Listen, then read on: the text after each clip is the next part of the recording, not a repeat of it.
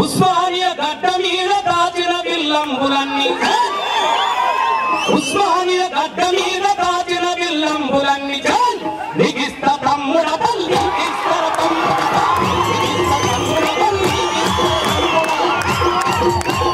ఉస్మానియా గడ్డ మీద పోరాటాల వారసత్వాన్ని మోసుకొచ్చినటువంటి శివసాగర్ పోరాట వారసత్వాన్ని మోస్తున్నటువంటి అన్న మల్లకృష్ణకు నేను ముందుగా దండాలు పెట్టుకుంటా ఉంటున్నాను. నేను ఈ ప్రస్తావన ఎందుకు గుర్తు చేసినట్టే మిత్రులారా, ఉస్మానియా యూనివర్సిటీ మీద యుద్ధం కొత్తగా, యుద్ధం అంటేనే ఉస్మానియా యూనివర్సిటీ. ఉస్మానియా గడ్డకు అమరత్వం ఉన్నది, పోరాటం ఉన్నది.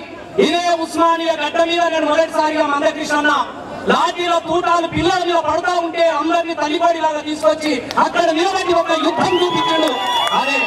అదే యుద్ధం ఏంటి? ఓ యుద్ధం ఓ యుద్ధం ఓ యుద్ధం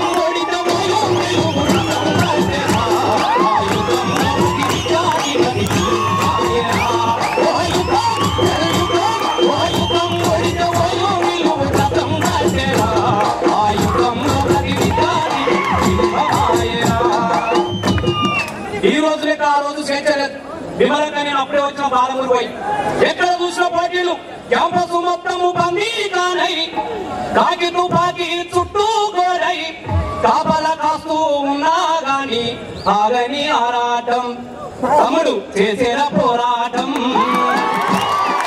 హాస్టల్ మెచ్చుకు తాళం వేసి, తాగే నీళ్లను కట్టడి చేసి, కష్టాలెన్నో పెట్టినా గాని వీరని వీరత్వం, అది మన విద్యార్థి తత్వం. అది మన విద్యార్థి తత్వం.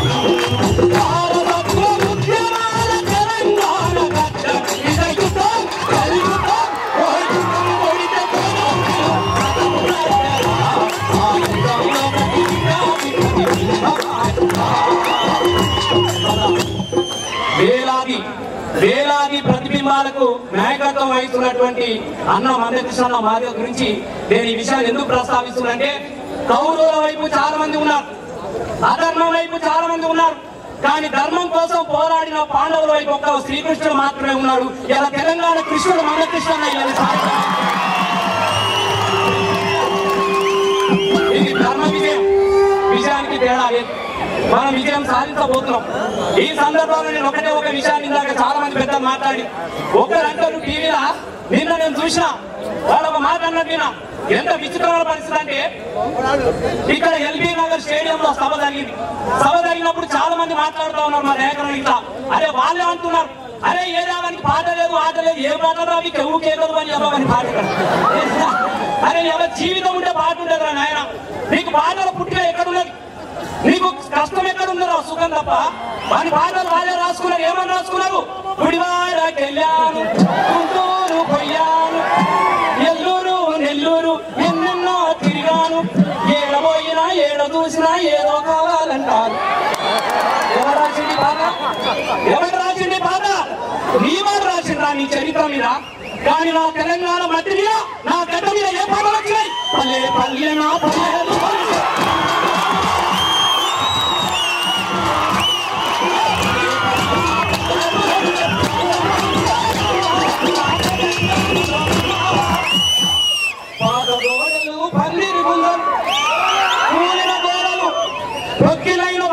దుఃఖాల మీద మా మిత్రుల పాట రాసింది. ఇది జీవిత సత్యం, ఇది చరిత్ర. ఈ చరిత్రలో నీకు ఎలా వాడు మాట్లాడుతూ ఉంటాడు, అశోక్ బాబు అలియాస్ కిరణ్ కుమార్ రెడ్డి. అరే బేబు ఏం చేస్తున్నావు? ఆయన ఎక్కడొచ్చావు నా కల్చర్ ఉద్యోగానికి? ఇంత చరిత్ర ఏమన్నా వాడు ఏమంటాడు? మొన్న నిజంగా నా కృష్ణ ఎంత విచిత్రమైన పరిస్థితి. 1956లో ఆంధ్ర అమ్మాయికి తెలంగాణ అమ్మాయికి ఆంధ్ర అబ్బాయికి పుట్టిందండి హైదరాబాద్ అంటారు. నువ్వు ఎవరు మీకు ఏం తెలుసా చరిత్ర? హైదరాబాద్ ఎప్పుడు పుట్టిందని తెలుసా బిడ్డ? 450 సంవత్సరాల క్రితమే నా తాత ముత్తాతల హైదరాబాద్ నిజాం బిడ్డ. ఈ ఉస్మానియా గడ్డ ఏం చరిత్ర బిడ్డ? ఆంధ్రప్రదేశ్ ఎప్పుడు పుట్టింది? 56లో. తెలంగాణకు ఆంధ్ర పుట్టిన అక్రమ సంతానం ఈ ఆంధ్రప్రదేశ్. ఈ చరిత్ర తెలవకుండా పాయే వచ్చే ఏంది ఆగం చేసే పరిస్థితులు. కాబట్టి మాటలు నేను నాకు ఒక లోటు ఉండే మొన్న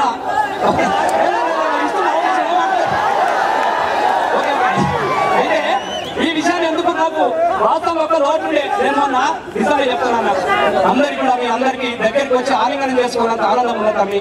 నేను ఎక్కడో ఓ రావు రూపులా ఏం కూడా మైసమ్మ కడుపులో పుట్టిన ఒక మామూలు దళిత బిడ్డ నాకు ఎంత ఏడుపు వచ్చిందంటే బావుల పైసల కోసం మా అమ్మ చిన్నప్పుడు కాలు ఇరిగిపోతే మీద మెడల మీద మోసుకొని 12 కిలోమీటర్లు దవాఖాన తీసుకుపోయినాను బావుల పైసలు లేక. అదే ఇవాళ రసమై తెలంగాణ ధూమ్ధాం మొదలు పెట్టాను. సప్త సముద్రాల అవతల రాజస్థాన్ బ్రిటిష్ సామ్రాజ్య ఇంగ్లాండ్ గడ్డ మీద జై తెలంగాణ నినాదాన్ని ఇచ్చేటువంటి ఒక అవకాశం నాకు వచ్చింది. చాలా దేశాలు అయినా, ఆస్ట్రేలియా పోయినా, సింగపూర్ పోయినా, మొత్తం ప్రపంచం తిరిగే కానీ పక్కన గుంటూరులో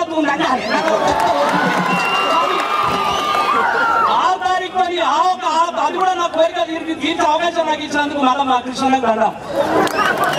పాస్కిలాగైతే నువ్వే ఇవాళ పైసలు అయితే లేవు. కాబట్టి నిజంగా ఇంత గొప్ప అవకాశం నాకు ఇచ్చినందుకు సమయం తక్కువ ఉంది. కాబట్టి గట్టిగా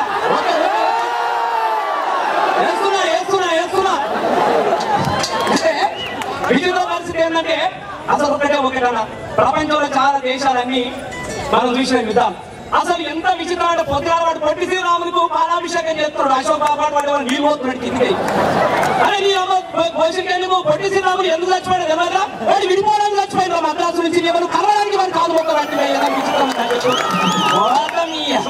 మీ చరిత్ర కాబట్టి వారి చరిత్ర గురించి మనకు అవసరం లేదు. ఒకటే ఆంధ్ర తెలంగాణ సరిహద్దులు వేరైతే ప్రపంచమేమైనా తలకిందులు అవుతుందా తమ్మి? లగడ పాటికేమైనా లాగు గడిసిపోతదా? అశోకు బాబు గాని కంటు రోగం వస్తదా?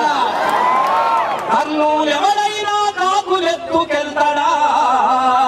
విజయవాడను యమునాడగా మార్చనం అడిగినవా?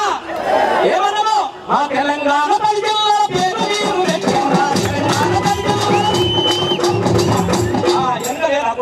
పాటు లేదు కదా సరే మీరు వాడు మా తెలంగాణ 10 జిల్లాల పేరు మీరు పెట్టిండ్రా. మా మంకాళీ జాతరలో పోనమెత్తి దుంకిండ్రా. మా యమున రాజన్నకు కోడె మొక్కు కట్టిండ్రా. మా కొమ్మిరెలి మల్లన్నకు కోరమిసం పెట్టిండ్రా. ఇల్లు గాలి మేమేడిస్తే 1000 మంది బిడ్డలు పోగొట్టుకున్నాం.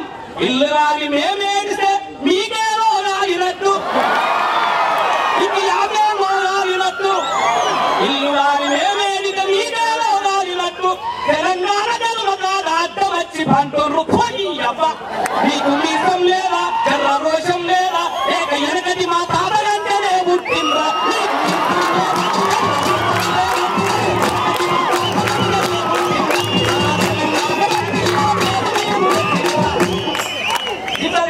తిడుతున్నారండి తిట్టకుండా ఏం చేస్తారా కట్టు మండిపోతాం కడిపి మండి వాళ్ళకే తిట్టయితే కాబట్టి మన ధర్మయుద్ధం విజయవంతం రావాలని చెప్పేసి కోరసీరాతం ఈ పూర్తిగా అంటారు